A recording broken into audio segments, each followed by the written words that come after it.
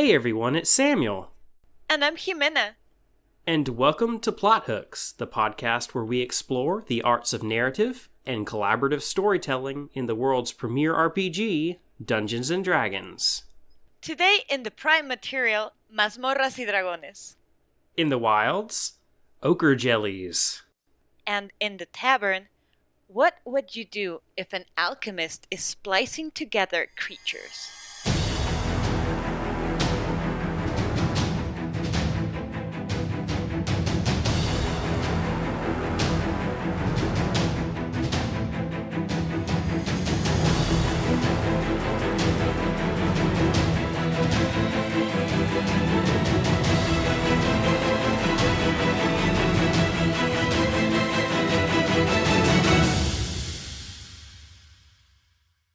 Well, thank you very much for joining us. It's a pleasure to be here. Thank you for inviting me. Yeah, we're so excited to have you here. For those who aren't aware of your work and the work of the channel which you co-founded, why don't you introduce it and tell everyone where they can find you? All right, so my name is Ximena De Ariño. Most people call me Mena because that's definitely a mouthful. I'm also the dungeon mistress at the YouTube channel for Morras y dragones, which is a project that we started last year to make a safe place for women who want to get into TTRPG or approach the community in some way. So we started a Discord server to amplify these voices and these games, and then we decided to stream one of our campaigns, of which I am Dungeon Mistress, which is called Invierno, el puño de hierro, which translates into Winter, the fist of iron, or the Iron Fist. That is an epic campaign name, if I don't say so myself. Isn't it? But yes, we're so excited to have you here, Ximena. Please bear with me as I try to pronounce your name. You're doing it perfectly, so don't worry. But yeah, we wanted to have you on to really just highlight the work that you all are doing with your YouTube channel and beyond, and just pick your brain as well, just as far as the storytelling that you have from your cultural perspective. Before we get into the prime material today, just some announcements to get out of the way. Remember to follow us on all our social media. You can find us at Plot Hooks on Twitter, Facebook, and Instagram. Be sure, wherever you listen to the podcast, to give it a rating and review if you would. That helps it get in front of more people as suggestions.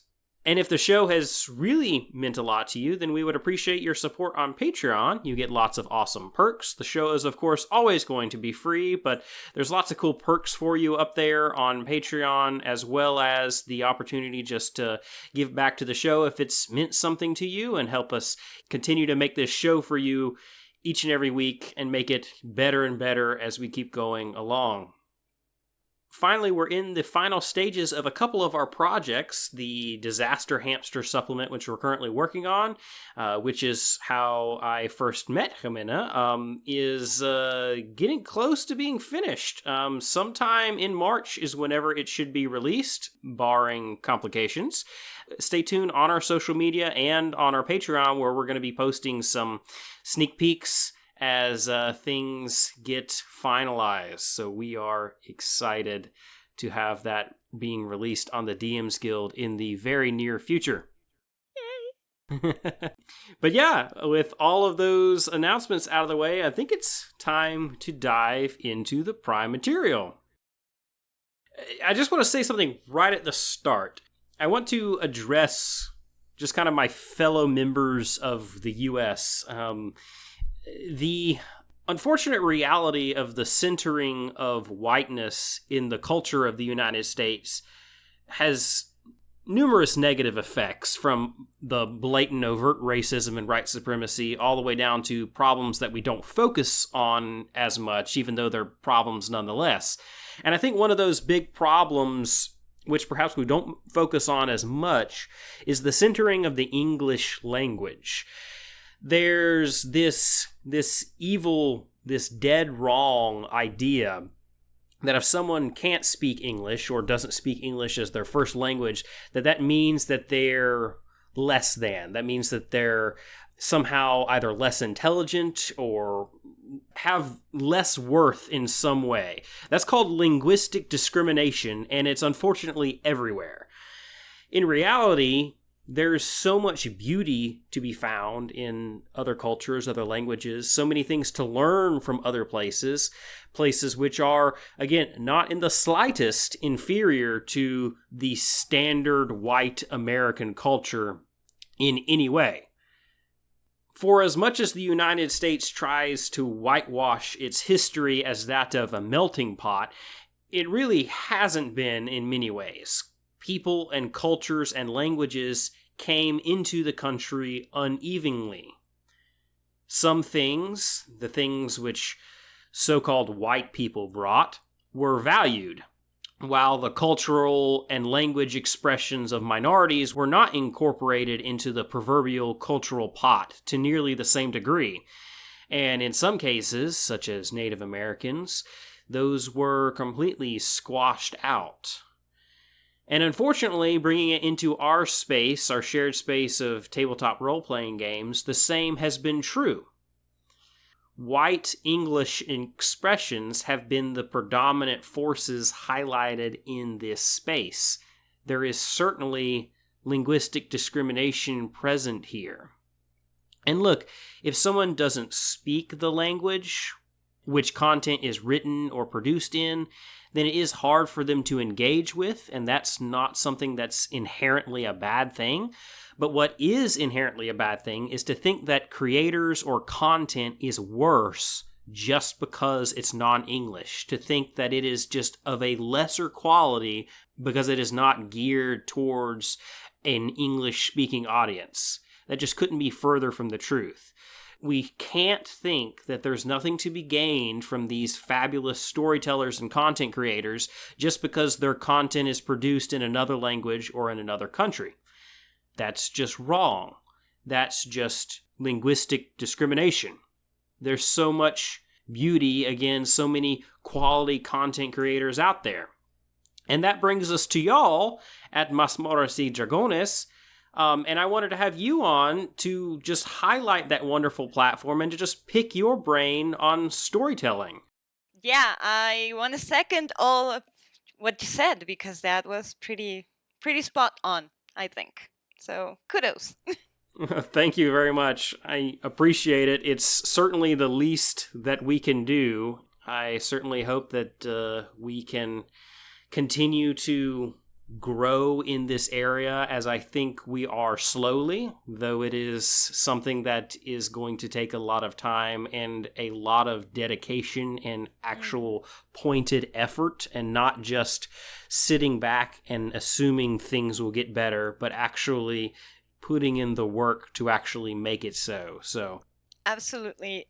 We actually had an interview with one of the biggest role players in Spain with Sirio yesterday morning, and it was actually highlighted as well that it's very difficult for Latin America, despite sharing the same language with Spain, to access some of the TTRPG content that's in Spanish, because even though it has been brought up in negotiations that there's a huge Spanish-speaking demographic in Latin America that wants to play, some of the publishers are not so convinced on doing it. So maybe us working together, maybe bridging those distances all over the world, now that we're so much online, may help, get those contents to people in their languages, or our content to your language. Yeah, absolutely. And speaking of your content, let's just go back to Morras y Dragones. You touched on it already. What inspired you and the rest of your team to just kind of start that effort? Well, I didn't start it, actually. I'm one of the co-founders, but here's the story. The Discord server started before the project. It was Mm. an idea that one of our partners, Deborah, whose handle is at Smoke the Dragon, you can find her there. She decided that she needed more women or hadn't seen enough women playing D&D. She wanted to play with more women. So, she put out a tweet. I want to play D&D and I want to play with girls. So, who's up for it? And this thing went viral. It, I had never met this woman in my life. Somebody out there retweeted her. And I was like, you know what? I want to play D&D because I come from a World of Darkness background. Mm. That was the first TTRPG I played was Vampire the Masquerade. Don't judge me. No, no judgment here. I definitely wanted to play D&D with whomever this woman was that wanted to play D&D with me. So I sent her a message and she replied weeks later with a Discord server link. And I joined and she had I can't remember exactly how many women were there at the start, but maybe around 20 something. Mm.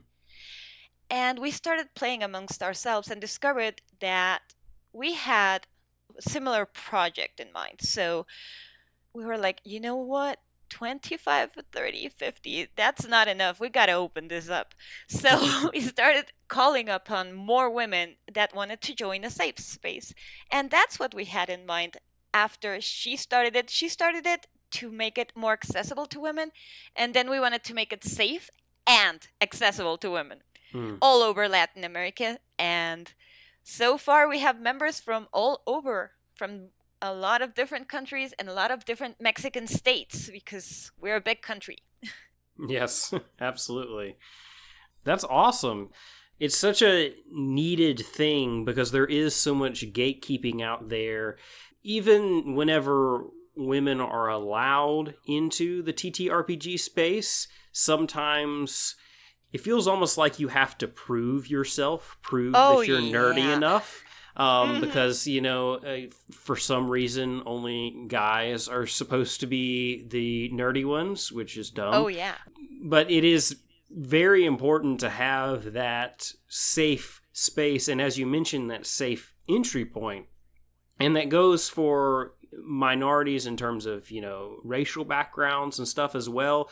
It's hard to recover from a negative first play experience. Oh, If you definitely. get into it and it is okay, then you can kind of build it up. But if you get into it and it's just absolutely horrible, that is, I think, what really keeps a lot of people from really getting deeper into it is just that first experience is so negative.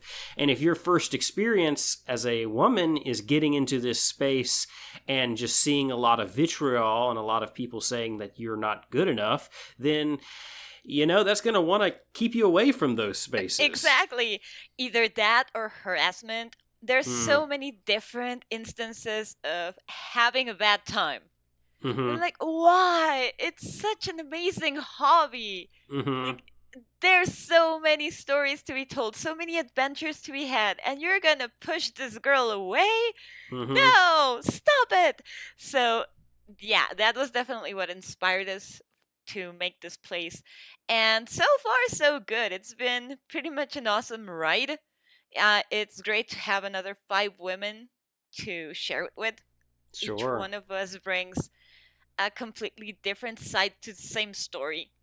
And we're building so many different adventures with each other. It's amazing. I love it. But yeah, it was very needed. There's we come from a country with a very macho mentality, you know? Mm. Most of Latin America is. But in our country specifically, it gets a little worse. So things needed to change and we wanted to take back those spaces. Mm. And that's what we're trying to do. Each one of us, our next move is exactly something you were mentioning before, producing adventures and maybe some modules for D&D Mm. or for some other games, between our community because we mostly work as a community. Even though there's only one video stream at the moment, that's another project we want to open up, which is more tables and more DMs. So, yeah, we're growing. There's so many women in TTRPGs, and they have a really different way to storytell, you know? Yeah, exactly. And there's a lot of Latinx women as well. Mm-hmm. A lot of women in the United States that are Latina, but also just a lot of people from Latin America and Mexico and other parts of South America as well, who are Mm-hmm. in this community that are even less paid attention to than the white American women. Oh, yeah, definitely. There's always going to be a difference between the audience you get being white and being a person of color, either Latinx or, any other race. It's Mm. it's going to be like we say here the subida. So, like going uphill would be the Mm. closest translation I Yeah. can think of. Yeah. Hmm. But it's a hill that we need to climb, and it's a hill that hopefully we can all climb together because, as you mentioned, there's lots of valuable things. It's not even just that y'all are just as good at storytelling. It's that you tell stories in even different ways, and there's things we all can learn from each other to improve the way that we tell stories. And why would we ever want to relegate somebody else to the sidelines as if we already have all the answers? I don't Yes. understand that mindset. There's just so much that we can learn from each other. You mentioned that you started in the world of darkness. What Yes. was it that drew you into that TTRPG or collaborative storytelling in general in the first place? It was actually curiosity. I hung out with a group of guy friends during high school that were super into TTRPGs. So they played each weekend for days at a time, rarely stopping to eat or drink. So most of us girls were relegated to talk amongst ourselves and entertain ourselves while the guys were playing games, having adventures. And after a while, it was like, okay, so what exactly are they doing? I approached the table, like, okay, can I hang out here? Because I'm really bored right now. Sure, but you're gonna get even more bored watching us. That didn't happen. After a while of listening to them acting like vampires, which was hilarious at the time, by the way, um, I actually kind of dug it and got into it. And it was, the Matrix was just out, and the whole leather trench coat thing in the 90s was going on. And I just got drawn in. The darkness of it all, the ability to play on this trope that was so cliche, but at the same time, you could just play with it in so many ways that each one of the clans could play against its own trope, for instance. And we didn't have a lot of lore involving Mexico and World of Darkness at the time. It was supposed to be a Sabbath city, so most people homebrew the story, and it rank closer to home after years of not coming close to TTRPGs because life gets in the way and then college came around. I moved to a different city around 5 years ago, I think. And I was like, you know what? I need to socialize again somehow. I don't know. And I ran across one of the TTRPG groups for our country.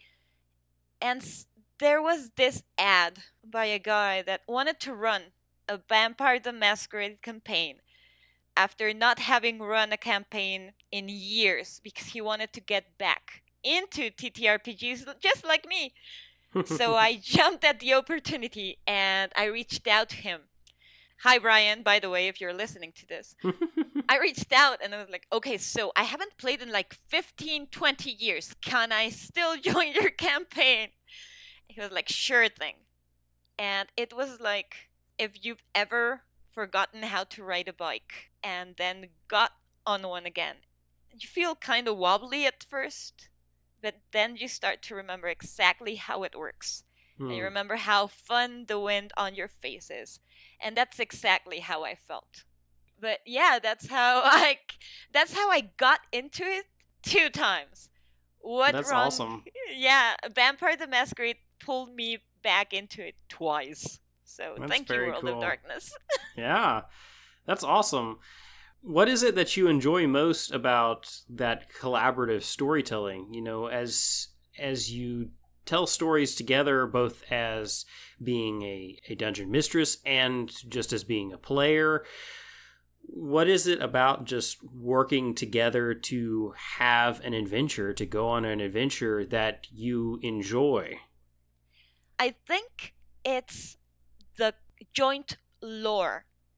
You know how Mm. you have this infinite amount of private jokes and references with your friends in real Hmm. life? There comes a point where everybody starts recognizing Bob the Goblin amongst your friends in the same campaign. So that's the part I enjoy the most. Those tiny little details, those tiny little private jokes and private references that only your table gets. Even though you can Mm. share the entire world with someone, for example, streaming, those little jokes off camera and off roll, they're amazing. That's the part I enjoy the most. Those little tiny details that you hold close like trinkets from every single table you play. Yeah, that's so true because it is something where you're working together with somebody, and despite the fact that it's your characters going the adventure, you're going on the adventure too, and Hmm. your those memories are in many ways your real memories as well, and there's a bond that's formed around the table, which is really what sets this genre of creative expression apart. Definitely. It takes on a whole human level where even though you may play the same adventure with someone else, it will never ring the same way. It's going to be two completely different experiences. And that's what I like. That's awesome. Now, a lot of Dungeons and Dragons specifically, but a lot of TTRPGs are famously just kind of rife with, Northern European fantasy tropes, Hmm. the medieval British story tropes. And you mentioned that a little bit earlier as well, how with the World of Darkness there's wasn't a lot Hmm. written for your specific cultural context. For D&D, have you had to add anything to better fit the stories you want to tell, or do you just tell stories differently, or how does it work as you're trying to craft your narratives in a cultural context which is not quite as connected to medieval Northern Europe as some parts of the world are? I think we've gotten to a place where it's entirely commonplace to just play along with the Northern European tropes along, and you're just gonna keep them in your campaign and just deal with it. But I think in my case at least, I've tried to open the world so much in so many different ways and using allegories and colors from all the places that I could think of. Mostly, actually, most are inspired in Mexican cities, Mm. despite um, being in this super weird, kind of steampunk, kind of medieval world we're playing in. So I think I blurred the lines so much at this point that we've gotten away from the medieval aesthetic from of it all, but that's just one tool that I've used. Like blurring the lines helps, but you have to include certain things to make it a lot more familiar. So definitely the way that characters relate is different. There's Mm. definitely a different way of framing a villain and framing the NPCs to make them a lot more nuanced for us. Some of the geography has also been altered to make it a lot more familiar to us because we definitely don't get a lot of snow. If we get it, everything goes whack, like recently. Yes. So, so definitely we don't get snow, all right? I've had to work around that a lot because, yeah, working in a campaign called Winter, the Iron Fist, while not having snow, it's been hard, man. It's been hard. Uh, and on the other side, we were actually discussing this within the server recently, and that's where the idea of publishing some materials came from. Because we have a lot of very interesting creatures to share with the world, Mm, and they are within my universe. But I think we have a lot of other creatures to share that you're gonna like, and they're definitely nothing like the Northern European mm, medieval dragons and creatures that we're used to seeing. So, yeah, yeah. we add a little spice here and there.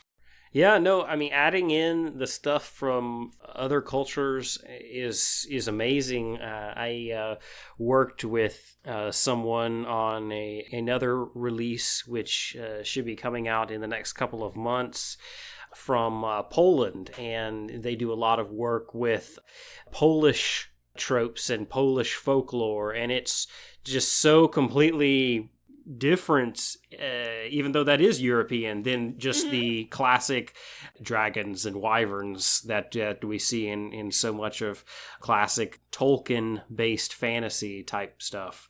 Mm-hmm. I'm intrigued. You mentioned, the different ways that the characters maybe interact with each other. Yeah. Tell me a little bit more about that. How exactly does that differ than maybe the ways that we typically see?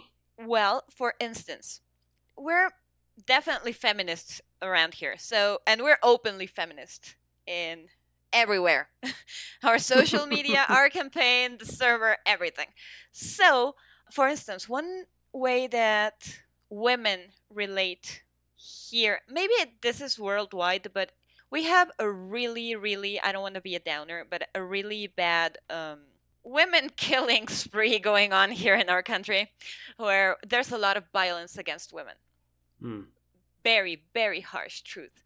So, the way that we've managed to, or at least I've tried to, handle female characters within my campaign definitely has more of a Mexican mother feel to it.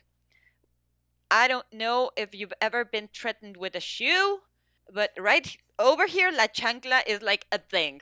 So there's this like quality of threatening aura to mothers. Maybe around the world, but here they threaten you with shoes and that kind of thing.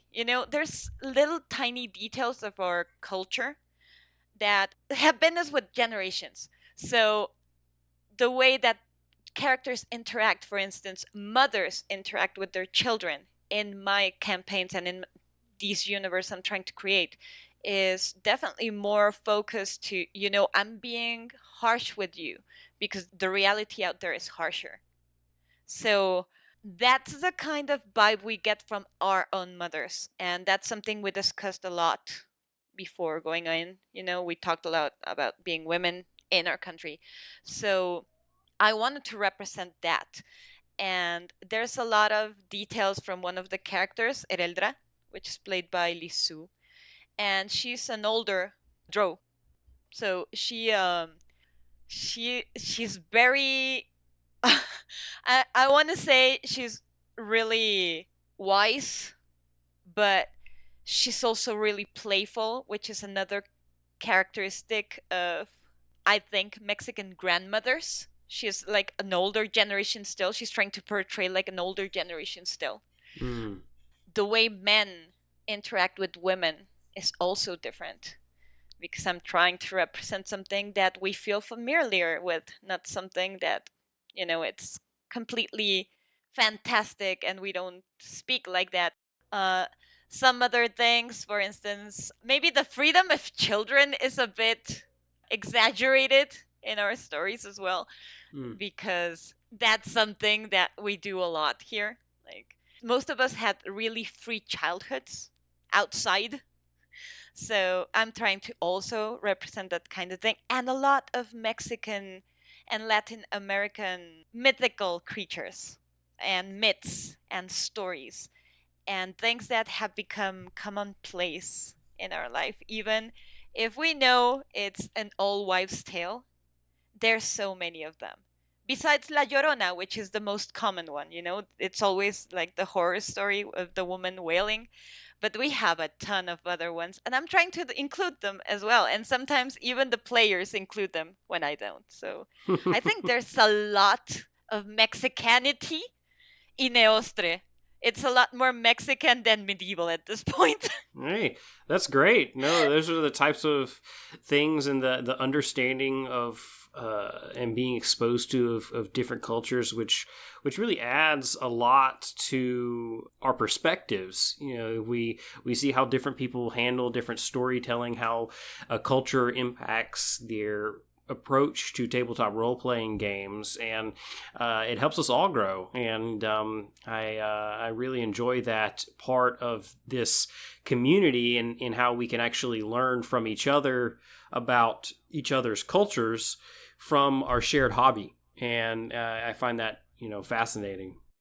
Yeah, it's definitely been a hell of a ride in the last maybe 9 months, from connecting more with the TTRPG community through social media and learning so much about so many different cultures, and going back to what you said at the beginning, how to portray them respectfully, how not to appropriate, but instead highlight the beauty of other cultures while flavoring your campaign, or when you're running a setting that's not exactly one that you're familiar with. There's always ways to do it respectfully, and I've learned so much in the last 9 months about so many cultures that, wow, so many creatures. So many creatures. There's so much awesome diversity among all that sort of stuff. So definitely. But I think that's about all the time that we have in the prime material today. Why don't we head out into the wilderness and look at the ochre jelly? Yes, the ochre jellies.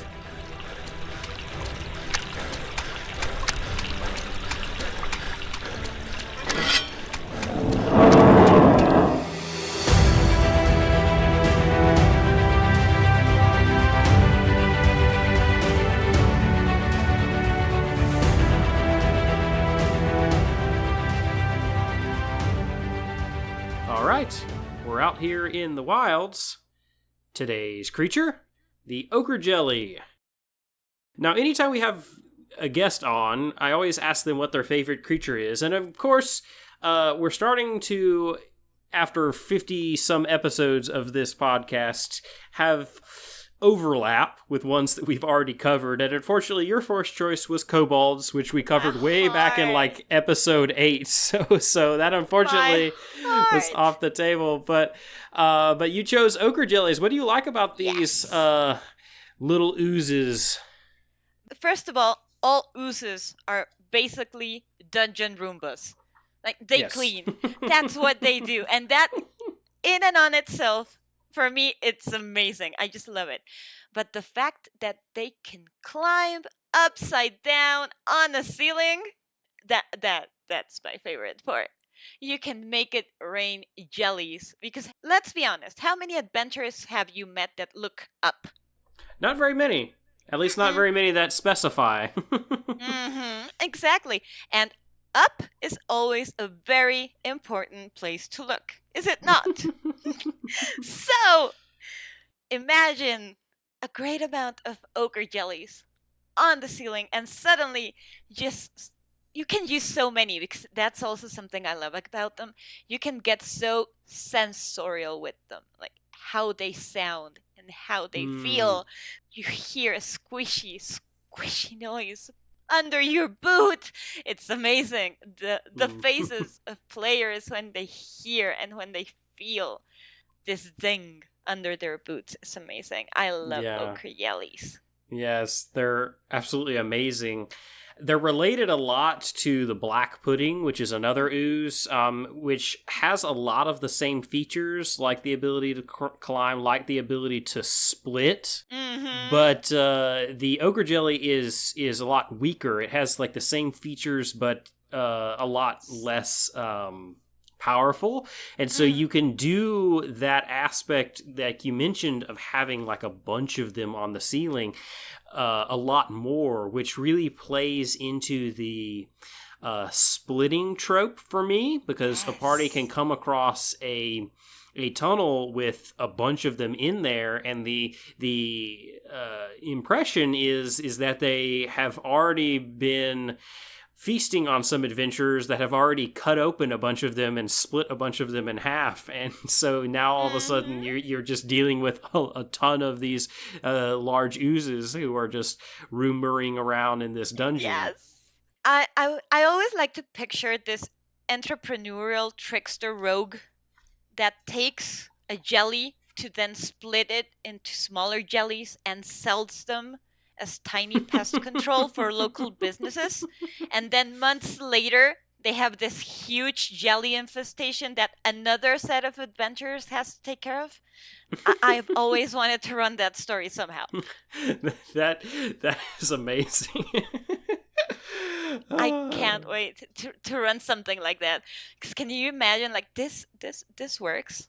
I'm gonna split it in half, and now I have two, and you can split it 8 times, so you would have so many jellies. It's such a great business model. That's funny. Another interesting thing about them is that they aren't as corrosive as some of the other oozes, particularly, again, comparing them to the black puddings, which is what their features match the most in the classic oozes listed in the Monster Manual. You know, the black pudding, if it eats you, it dissolves everything. It'll dissolve metal, wood, all that sort of thing. But for the ochre jelly, all it dissolves is just skin and flesh. It's not actually going to get your items. So they are a lot more interesting for having loot drops or things to actually find. These dungeon Roombas, to use that term again, they aren't getting rid of the things which the other adventurers lost to them.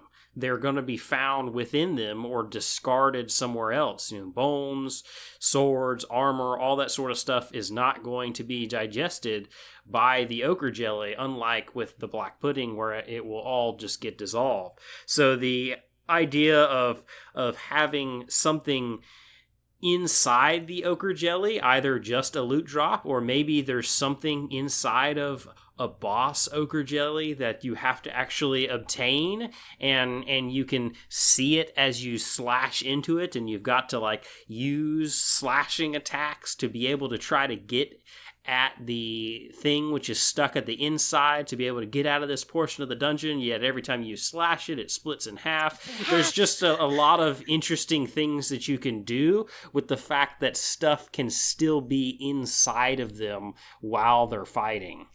Yeah, even if you want to get a little more creative and if you have time to homebrew it, you can make them faster because they're not really fast. they just slither around being really slow. But if you can make them kind of flail snail-like and make it zoom, put something in that ochre jelly and watch it zoom away and watch a party of adventurers run after it for hours on end until they catch it. I would love to see that. That's awesome. But yeah, oozes are great. We've covered a lot of them. We've covered the gelatinous cube before. We've covered ochre jellies now. We covered the oblexes before. They are very interesting and awesome creatures to use in a variety of ways. And you can be so creative with them as well, just with these amorphous blobs. It gives you a lot of room to actually be creative in your descriptions and sounds and interpretations. Yeah, just word of advice. Watch out for the TPK, because ogre jellies can get to a lot of them really fast, and barbarians cutting them over and over and over again, attempting to change the course of destiny, can get out of control a little quickly. But yeah, oozes are one of my favorite things to implement, because it's like a roller coaster of emotions for players. At first, it's this silly gooish thing that's slithering around. Then, oh man, now there's two. Ah, but they're kind of weak. Oh, but it's immune to lightning. So it's like, oh, they get some and then they lose some, and they have no idea how to deal with oozes in general. I love them. I love oozes. Yeah, that's so awesome. Well, I think that's about enough time out here in this oozy dungeon. Let's head back out to the surface and to the tavern to close out the show with some refreshment.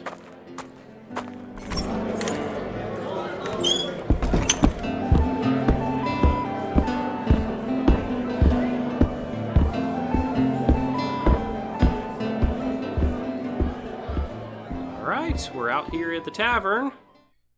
Today's plot hook: what would you do if an alchemist is splicing together creatures? So, this chimera creating trope is a great one, a great plot hook to use for our stories. And D&D makes it somewhat easy, because whenever you're homebrewing things, just looking at the features section in a creature stat block, you can just cut and paste features of different creatures onto one monster. You can say, oh, I want this ochre jelly's spider climb ability, because I'm going to say that this is a jelly version of this other thing. And so you just put the split reaction and the spider climb feature and just paste it onto another creature, and all of a sudden you have a ochre jelly whatever else hybrid. All of a sudden, here's this displacer beast rust monster. Have fun, party. It makes it really interesting just to be able to just mix and match things. And so it could be a really interesting just story to play with. Yeah, in Mexico, we have these. They're not mythological per se, because they don't come from any myth. They're actually kind of recent, but they're called alebrijes. And they're precisely that. They're half something and half something else. So, for instance, you have a half dragon, half peacock. So it's this dragon that has like really colorful feathers as well, There's so much potential to just take different weird creatures, either from the manual or from real life, and mix them. Sure. There's so much potential. Axolotls, for instance, are amazing creatures that can regenerate pretty much everything. So there you have a really nice feature for your creature if you want it. That's actually something we're doing in the server. We're creating a bestiary, and we're mixing in our own mythological creatures to make different ones to share with you all. That's so awesome. I can't wait to check some of that out. That's going to be so amazing. There's lots of different ways that this could be introduced. You could have this be just, a classic one-off mad scientist, and part of the reason where I got this from is from Disaster Hamsters, which is sort of, it's not exactly the role behind the villain that is in Disaster Hamsters, but as I was thinking about plot hooks for this episode, I thought that kind of fit well with the fact that you and your group was a playtest group for Disaster Hamsters. So good. So much fun. So it could just be that. It could just be a simple mad scientist. It could be a scientist tasked to complete a project by a greater villain, like in the Full Metal Alchemist series, Shao Tucker. You could have that sort of thing where you've got somebody who's trying to complete something that's been tasked of them. Lots of different motivations you can give the scientist or the alchemist, or however you happen to take it.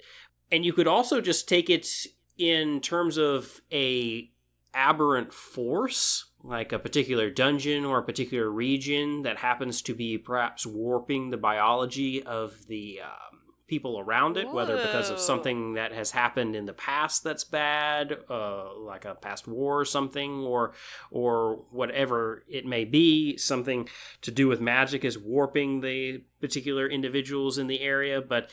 And then at that point, it becomes a cause for the party to actually track down the cause of this problem and deal with it.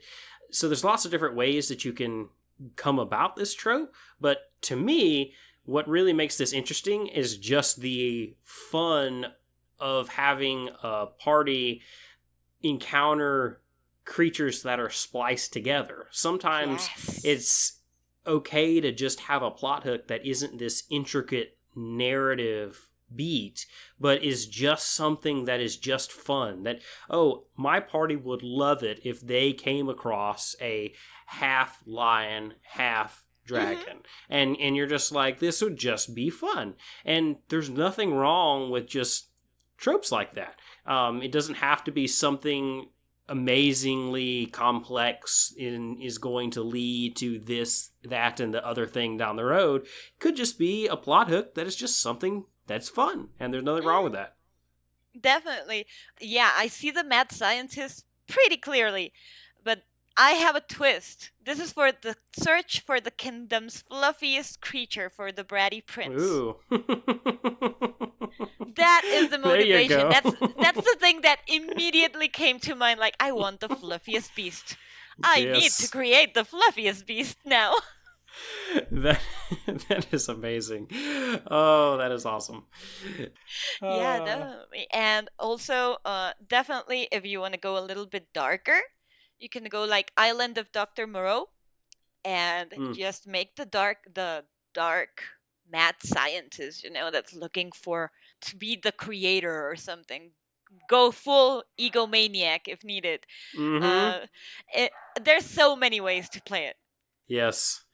Definitely make sure you consider this for your next one-shot or throwing it in there at some point during your next campaign. It would be an absolute blast. Yeah, check out your players' favorite animals and then mix them all together. Absolutely. But I think for now, that'll just about wrap up this week's episode of Plot Hooks. Thank you very much again for joining me, Ximena. Why don't you just shout out where people can find you and Morras y Dragones online so that we can check you all out? You can find me at I Said Fireball pretty much everywhere. And you can check out Morras y Dragones or Más Morras y Dragones at Morras y Dragones. That's MORRASYDR Dragones. You know how to spell dragones. Why am I doing that that final part at Morras y Dragones? Either way, I hope you enjoyed my rantings. And thank you so much for the invitation. This was so much fun. I'm so glad you were able to come on. This was definitely such a blast. So thank you for coming on, and thank all of you out there for listening. And thanks from us here at the Plot Hooks team. I'm Samuel. Thanks from Becca and Izzy. And of course, podcast pupper Ellie. We will see you all again next week for another episode of Plot Hooks.